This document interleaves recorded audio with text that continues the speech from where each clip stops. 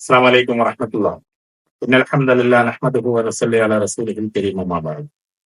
വിശുദ്ധ റമദാൻ അതിന്റെ മധ്യത്തിലേക്ക് കടന്നിരിക്കുകയാണ്. ആദ്യത്തെ 10 നമ്മളോട് ഇവിടെ പറഞ്ഞു. രണ്ടാമത്തെ 10ലൂടെയാണ് ഇപ്പോൾ നമ്മൾ പോയിക്കൊണ്ടിരിക്കുന്നത്.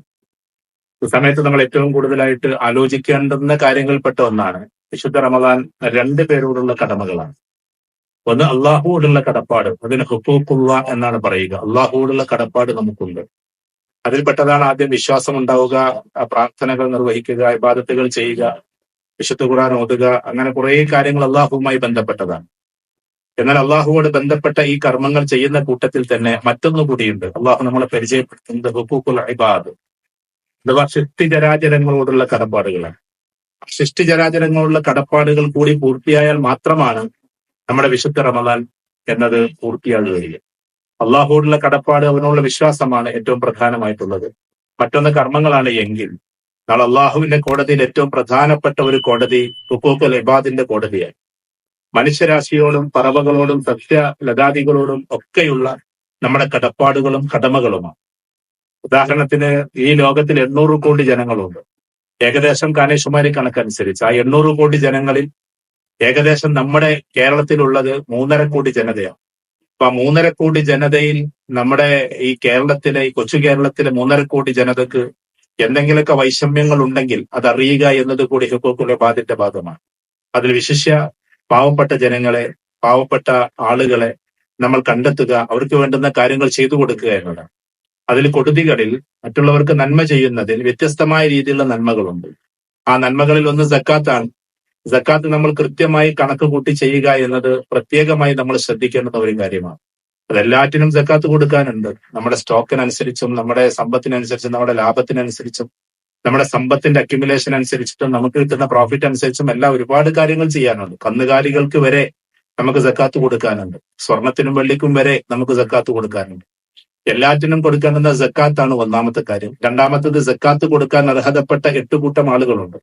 ആ 8 കൂട്ടം ആളുകൾക്ക് തന്നെ അത് കൊടുത്തിട്ടും പരിമിതമായി വരുമ്പോൾ, അവിടെ പ്രയാസങ്ങൾ തീരാതെ വരുമ്പോൾ രണ്ടാമത് നമ്മൾ കൊടുക്കേണ്ടുന്നതിന്റെ പേരാണ് സ്വതക്ക, അഥവാ മറ്റുള്ളവർക്ക് ദാനം കൊടുക്കലാണ്. അത് നിർബന്ധിതമായ കൊടുതി അല്ലെങ്കിൽ പോലും നിർബന്ധം പോലെയുള്ള ഒരു കൊടുതിയാണ്. അത് സക്കാത്ത് കഴിഞ്ഞാൽ ഏറ്റവും കൂടുതലായിട്ട് അള്ളാഹു സുബ്ഹാനഹു വ തആല പ്രോത്സാഹിപ്പിക്കുന്ന ഒന്നാണ് ഈ സദഖ. സക്കാത്ത് കഴിഞ്ഞാൽ ഏറ്റവും പ്രധാനപ്പെട്ടത് അതാണ്. പിന്നെ അത് കഴിഞ്ഞാൽ പിന്നെ ദൈനാണ്. ദൈൻ എന്ന് പറഞ്ഞ കടം എന്നതാണ്. ഒരാൾക്ക് കടം കൊടുക്കുക. കടം ആർക്കാണ് കൊടുക്കേണ്ടത്? ഈ സദഖക്കും സക്കാത്തിനും പ്രാപ്തനല്ലാത്ത ഒരാൾ, ഇപ്പോൾ സാമ്പത്തികപരമായി പ്രയാസങ്ങൾ അനുഭവിക്കുന്ന ആൾ, ചിലപ്പോൾ ഈ നോമ്പ് വന്ന സമയത്ത് എന്തെങ്കിലുമൊക്കെ കെടുതികളിലോ പ്രയാസത്തിലോ ഒക്കെ അകപ്പെട്ട ആൾ. അയാളുടെ അടുത്ത് സമ്പത്ത് ഉണ്ടാകാം, മുമ്പ് ഇനിയും ഉണ്ടാകാം. പക്ഷെ അതിലിടയ്ക്കൊരു പ്രയാസം വരുന്ന സമയത്ത് നമ്മൾ സഹായിക്കുന്നതിന്റെ പേരാണ് കടം. ആ കടത്തിന്റെ പേരിലാണ് വിശുദ്ധ ഖുർആനിൽ ഏറ്റവും വലിയ, സൂറത്തുൽ ബഖറയിലെ ഏറ്റവും വലിയ ആയത്ത്, ഖുർആനിൽ തന്നെ ഏറ്റവും വലിയ സൂക്തം ആയത്തുദ്ദൈനാണ്. കടം കൊടുക്കുന്നതുമായി ബന്ധപ്പെട്ടിട്ടുള്ള സൂക്തമാണ്. ആയത്തുദ്ദൈൻ എന്ന് പറഞ്ഞാൽ തന്നെ നമുക്കറിയാം, കടം കൊടുക്കുന്നതുമായി ബന്ധപ്പെട്ട് സാക്ഷി നിൽക്കലും അതുമായി ബന്ധപ്പെട്ട കാര്യങ്ങളാണ്. അപ്പൊ കടം കൊടുക്കുക എന്നത് ഏറ്റവും പ്രധാനപ്പെട്ട ഒരു കാര്യമാണ്. അതിന് സാക്ഷി നിൽക്കലും അതിനെ എഴുതി വെക്കലും അതിന്റെ മറ്റു കാര്യങ്ങളൊക്കെ അതിലുണ്ട്. പറഞ്ഞു വരുന്നത്, ഒരാളുടെ പ്രയാസങ്ങൾ മനസ്സിലാക്കി അയാൾക്ക് കടം കൊടുക്കുക, അയാൾ പിന്നെ ആശ്വാസം വരുന്ന സമയത്ത് ആ കടം വീട്ടുക എന്നതാണ് ദൈന് കൊണ്ട് ഉദ്ദേശിക്കുന്നത്. ഇത് മൂന്നും മനുഷ്യരാശിക്ക് നമ്മൾ ചെയ്തു കൊടുക്കേണ്ടുന്ന കാര്യങ്ങളാണ്. പിന്നെ ഏറ്റവും പ്രധാനപ്പെട്ട ഒന്നാണ് ഹദിയ കൊടുക്കുക എന്നത്. ഹദിയ എന്നതുകൊണ്ട് സമ്മാനം എന്നാണ് ഉദ്ദേശിക്കുന്നത്. അത് പാവപ്പെട്ടവരാകണമെന്നില്ല. രാജ്യത്തിന്റെ ചക്രവർത്തിക്ക് നമുക്ക് സമ്മാനം കൊടുക്കാം. ലോകത്തിൽ വലിയ സമ്പന്നന് നമുക്ക് സമ്മാനം കൊടുക്കാം. സമ്മാനം ഹൃദ്യതയുടെ പേരിലും സൗഹാർദ്ദത്തിന്റെ പേരിലും സ്നേഹത്തിന്റെ പേരിലും കൊടുക്കുന്നതാണ്. സമ്മാനം ആർക്കും കൊടുക്കാവുന്ന ഒന്നാണ്. ഇങ്ങനെ മനുഷ്യരുടെ ഹൃദയങ്ങൾ ഒന്നിപ്പിക്കാൻ വേണ്ടിയിട്ട് സമ്മാനം കൊടുക്കാൻ കൂടി അള്ളാഹുവിന്റെ വിശ്വാസം നമ്മളെ പഠിപ്പിക്കുന്നുണ്ട്, വിശുദ്ധ ഖുർആൻ നമ്മളെ പഠിപ്പിക്കുന്നുണ്ട്. അപ്പൊ ഈ 4 കൊടുതികളിൽ, അഥവാ 4 രീതിയിലുള്ള ആളുകളോടുള്ള ബന്ധങ്ങളിൽ സാമ്പത്തികപരമായ ബന്ധത്തിന്റെ കണക്കാണ് നമ്മളിപ്പോൾ പറഞ്ഞത്. സക്കാത്തും അതേപോലെ തന്നെ സദക്കയും, മൂന്നാമതായിട്ട് ദൈനും, നാലാമതായിട്ട് ഈ പറയുന്ന ഹദിയയും. ഇത് 4 എന്നതിന് അപ്പുറത്തും ചില കാര്യങ്ങളുണ്ട്. അഥവാ നമ്മൾ ഹുഖൂഖുൽ ഇബാദിന്റെ ഭാഗമായി സാമ്പത്തിക കാര്യങ്ങൾ മാത്രമല്ല, നമ്മൾ വിചാരിക്കുന്നത് വീട് വെച്ച് കൊടുക്കുക, അല്ലെങ്കിൽ അവർക്ക് നല്ല രീതിയിലുള്ള ഭക്ഷണം കൊടുക്കുക, അല്ലെങ്കിൽ അവർക്ക് മറ്റുള്ള സൗകര്യങ്ങൾ ചെയ്തു കൊടുക്കുക എന്നത് അതൊരു വലിയ ഭാഗം തന്നെയാണ്. പക്ഷെ അവരോടുള്ള മാനസികപരമായ പിന്തുണയും ഇതിന്റെ ഭാഗത്തിൽപ്പെട്ടതാണ്.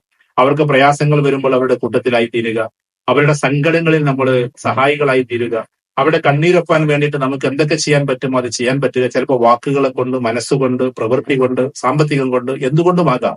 ഇങ്ങനെ മാനവരാശിയുടെ സങ്കടങ്ങൾ ഇല്ലാതെയാക്കുക എന്നതും അവരുടെ സന്തോഷം വർദ്ധിപ്പിക്കുക എന്നതും നോമ്പിന്റെ പരമപ്രധാനമായ ഒരു ഭാഗം കൂടിയാണ്. അഥവാ അതാ പെരുന്നാൾ വരാൻ പോവാണ്. ഈ പെരുന്നാൾ വരുന്ന സമയത്ത് നമ്മുടെ നാട്ടിലോ അല്ലെങ്കിൽ നമ്മുടെ കുടുംബത്തിലോ നമ്മുടെ അയൽപ്പക്കങ്ങളിലോ എവിടെയെങ്കിലും ഒരു യത്തീമായ ഒരു കുട്ടിയുണ്ടോ എന്ന് നോക്കുക. അവന് പിതാവില്ലാത്തത് കൊണ്ട് അല്ലെങ്കിൽ മാതാവില്ലാത്തത് കൊണ്ട് അവനെ സഹായിക്കാൻ വേണ്ടിയിട്ടുള്ള ആ ഒരു മാനസികപരമായ തയ്യാറെടുപ്പ് ഇപ്പോൾ തന്നെ നമ്മൾ ഉണ്ടാക്കിയെടുക്കുക. അങ്ങനെ അവനെ സാമ്പത്തികപരമായി സാമൂഹികപരമായി അവന്റെ കൂടെ നമ്മൾ ഉണ്ട് എന്ന അർത്ഥത്തിൽ നമ്മൾ സഹായിക്കുക എന്നതാണ്.